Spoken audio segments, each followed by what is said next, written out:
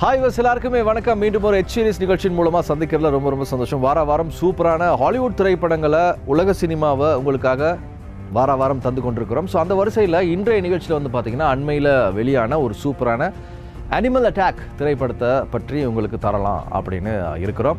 So வந்து பார்த்தீங்கன்னா நம்ம சின்ன வயசு, அதாவது குறிப்பாக 90s கிட்ஸ் எல்லாருக்குமே ரொம்ப ஃபேவரட்டான ஆங்கில திரைப்படங்கள் அப்படின்னா இந்த மாதிரி அனிமல் அட்டாக் திரைப்படங்கள் தான். அது ஜுராசிக் பார்க்காக இருக்கலாம், அனகொண்டாவாக இருக்கலாம். ஸோ அந்த காலத்துலேருந்தே வந்து பார்த்திங்கன்னா அந்த திரைப்படங்களுக்கு எப்போவுமே ஒரு அதிகமான ஃபேன் ஃபாலோவிங் இருந்துக்கிட்டே இருந்துச்சு.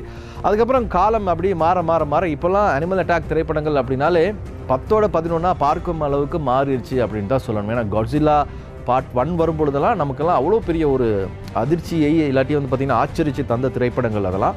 இப்போ வந்து அந்த படங்கள் வந்து சர்வசாதாரணமான திரைப்படங்களாக நம்மை கடந்து போகின்றன. காலமும் நேரமும் மாற்றம் தான் இதுக்கான எல்லா காரணங்களையுமே எடுத்துக்கொள்கிறது அப்படின்னு கூட சொல்லலாம். ஸோ இப்படி இருக்கிற டைமில் அண்மையில் வெளிவந்த ஒரு அனிமல் அட்டாக் திரைப்படத்தை பற்றி தான் நாங்கள் இன்றைய நிகழ்ச்சியில் பார்க்க போகிறோம்.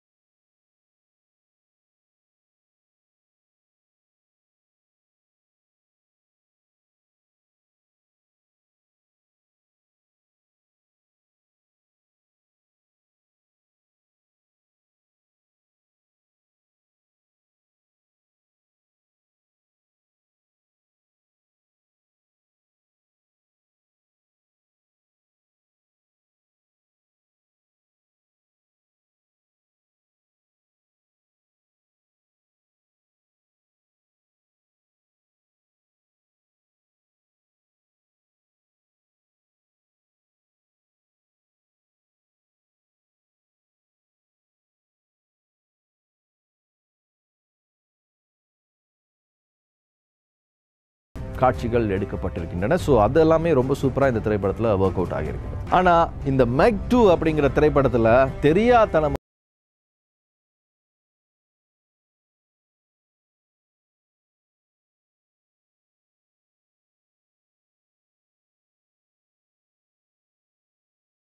பட் வந்து பார்த்தீங்கன்னா இதில் வந்து திமிங்கில 3 திமிங்கிலத்தினுடைய சைஸில் ஒரு சுறா மீன் அப்படின்னு சொல்கிறாங்க. சரி, அதை கூட வந்து நாங்கள் டைனோசர்லாம் பார்த்துருக்கோம்ல, ஸோ அந்த மாதிரி இதை கூட நாங்கள் எடுத்துக்கொள்ளலாம். ஆனால் அவ்வளோ பெரிய சுறா வந்து பார்த்திங்கன்னா காலை வச்சே முட்டு கொடுக்குற ஹீரோ இருக்கார் இல்லையா, அதை வந்து எப்படி ஏற்றுக்க முடியும் அப்படிங்கிற அந்த மாதிரியான பல பிரச்சனைகள் வந்து பார்த்திங்கன்னா இந்த படத்தில் இருக்குது.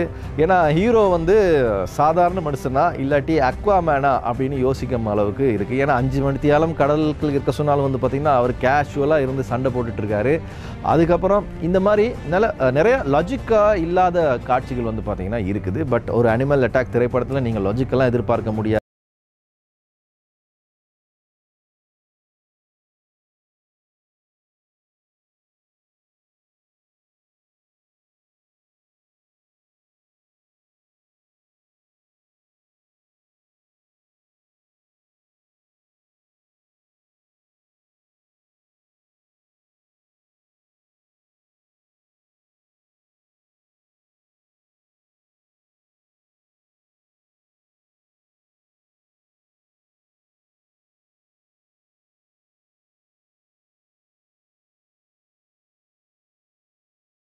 முழுதாக இது சிறுவர்களை கவர்ந்து இழுப்பதற்காக எடுக்கப்பட்ட திரைப்படங்கள் தான். ஏன்னா சின்ன பசங்களை தான் இன்னும் ஏமாற்றலாம். இவ்வளோ பெரிய சுறா மீன் வரும், அது வாயை திறந்துச்சுன்னா பெரிய கப்பல்லாம் உள்ளே போயிடும் அப்படின்னு சின்ன பசங்களை தான் ஏமாற்றலாம்.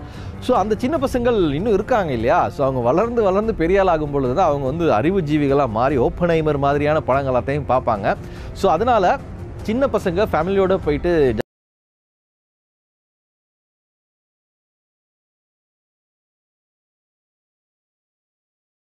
சுறா மீன் வார மாதிரியெல்லாம் அவங்களுக்கு ஃபீல் ஆகும். ஸோ அந்த மாதிரியான ஒரு மூமெண்ட் வந்து பார்த்திங்கன்னா இந்த திரைப்படம் ஏற்படுத்தும். அதில் எந்த குறையுமே இருக்காது. ஆனாலும் வந்து பார்த்திங்கன்னா நான் ஆரம்பத்தில் சொன்ன மாதிரி இன்ட்ரெஸ்டெல்லாம் இல்லாட்டி ஓப்பன்ஹைமர் இந்த மாதிரி திரைப்படங்களை பார்த்து அதிக நாலேஜை வச்சுருக்கக்கூடிய ஆடியன்ஸ் இந்த படத்தை பார்த்திங்கன்னா எஸ் இதே ஃபீலிங் தான். ஒரு காலத்தில் ஆங்கில